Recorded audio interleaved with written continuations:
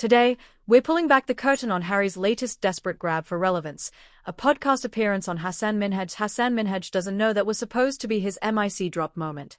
Dressed in his signature California casual, think rumpled polo and that perpetual I just woke up in Montecito vibe, Harry sat across from the comedian, hoping to sling some shade at his brother William and sister-in-law Catherine. But spoiler alert, it bombed harder than a Netflix flop. Let's start with the elephant in the room, or should I say, the spare in the studio? Harry's podcast sit-down wasn't some organic chat about mental health or his Invictus Games charity.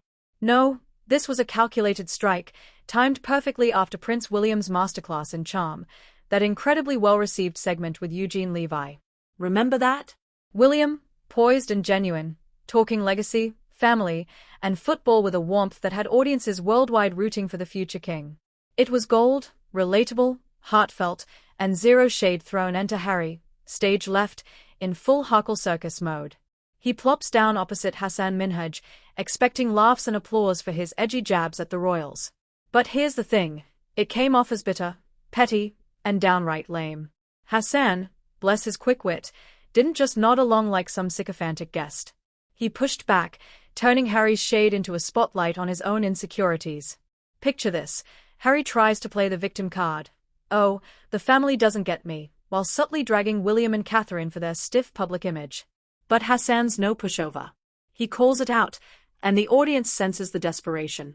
It's like watching a B-list celeb crash an A-lister's party and spill the punch. Why does this matter? Because Harry's whole post-royal shtick is built on this illusion of moral superiority. He jets off to California, trades the crown for a Netflix deal, and positions himself as the woke prince fighting the system. Yet, every move screams envy. William nails a feel-good interview. Harry rushes to podcast, swordless and knightless, wishing he could dub Hasan Sir Comedian for a participation trophy. Newsflash, knighting's a privilege you'll never touch. That stings, doesn't it? It's the spare's eternal curse, always chasing the heir's shadow, but tripping over your own ego in the process. And let's not forget the optics. While William's out there connecting with everyday folks, Harry's in a studio that feels like a therapy session gone wrong. The laughs? Forced. The humblebrags about charity? Yawn-inducing. This wasn't elevation, it was a nosedive. Harry's attempt to level up exposed him as the guy who can't handle his brother's glow-up without dimming his own light. Pathetic. Harry's podcast flop isn't isolated, it's the latest act in a circus where the clowns are calling the shots. Convinced by Meghan's Hollywood siren song. They'll love us. You're a prince, we're Duke and Duchess. I'm an actress. We'll have famous friends and make bank. How could they resist? They bolted to the US. Fast forward, no A-list inner circle, just a string of failed ventures and a tabloid feeding frenzy. We weren't impressed then, and we're even less so now. Take their latest PR stunt, sicking lawyers on the media for negative coverage. It's not about accountability. It's a full frontal assault on the First Amendment, free speech, the internet, you name it. They want to muzzle every critic, every blogger, every ex-post calling out the grift. Why? Because the truth hurts. Harry's out here humiliated on a podcast, and instead of reflecting, he's plotting control. Remember the pumpkin patch photos?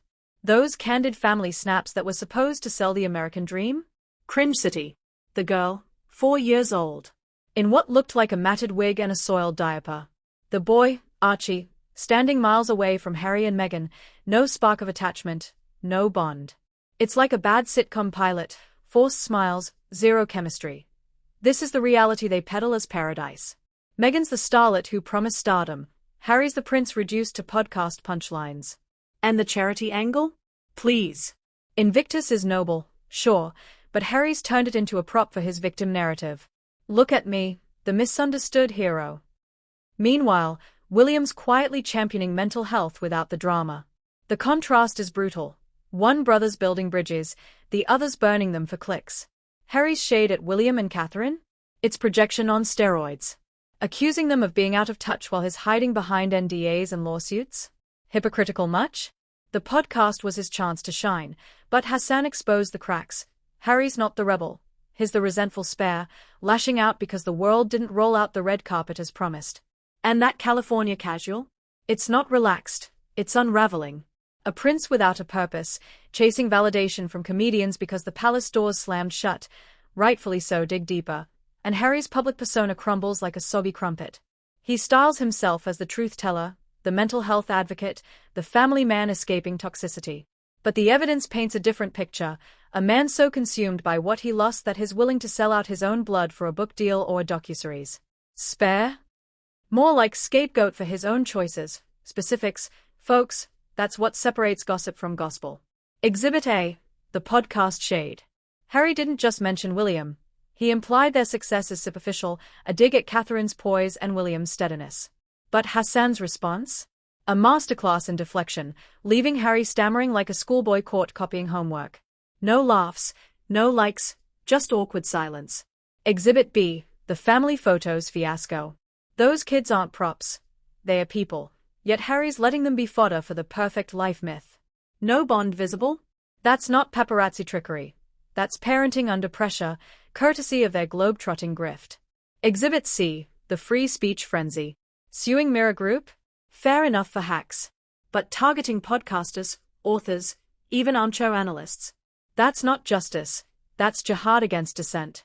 Harry's fighting the internet because it amplifies what he can't control, the narrative that he's the villain in his own story. Convinced by Meghan's pitch, Hollywood's waiting. He traded duty for delusion.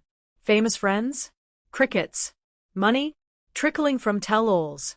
Resistance? From us, the unimpressed public who see through the smoke. William's Eugene Levy spot wasn't just well received, it was a reminder of what royalty can be: accessible, authentic, unassailable. Harry's counter? A shade-throwing spectacle that Hasan dismantled with humor and honesty. It's the Spares syndrome in action, forever measuring against the air, forever falling short. And that sword he lacks? Symbolic of it all. No knighthoods, no legacy, just a lifetime of what ifs in exile. Time to face the mirror, Harry. So, here we are, at the end of another Harkle act. Lights dimming on a podcast humiliation, spotlights glaring on a life of lame attempts and lost privileges. Harry's California casual can't hide the casual cruelty he's inflicted on his family, his fans, and frankly, himself.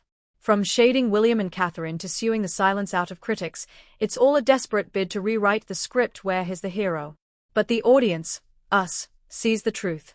A prince who fled the crown for a crown of thorns, convinced by whispers of glory that echoed hollow.